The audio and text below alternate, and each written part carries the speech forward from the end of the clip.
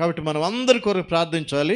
జ్ఞాపకం చేసుకోండి, మనల్ని గిట్టని వాళ్ళ కొరకు కూడా ప్రార్థన చేయాలి. మనం అంటే ఇష్టపడని వారి కొరకు కూడా మనం ప్రార్థన చేయాలి. రైట్? మరి చాలా సార్లు మనకి జీవితంలో చాలా సమస్యలు ఇచ్చేవాళ్ళు ఉంటారు. వాళ్ళ కొరకు ప్రార్థన చేయొచ్చా లేదా కంప్లైంట్స్ ఇవ్వచ్చా? సాధారణంగా మనుషుల స్వభావం ఏంటంటే కంప్లైంట్స్ ఇవ్వటం, రైట్? ఉన్నది లేనిది కలిపి చెప్పేయటం. కానీ విశ్వాస యొక్క గుణం ఏంటంటే వారి కొరకు ప్రార్థన చేయటం.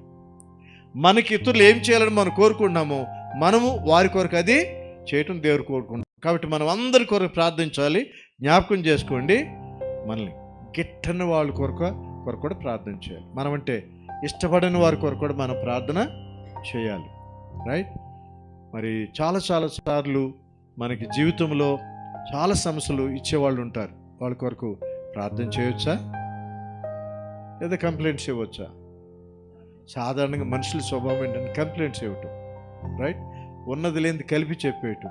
కానీ విశ్వాస యొక్క గుణం ఏంటంటే వారి కొరకు ప్రార్థన చేయటం.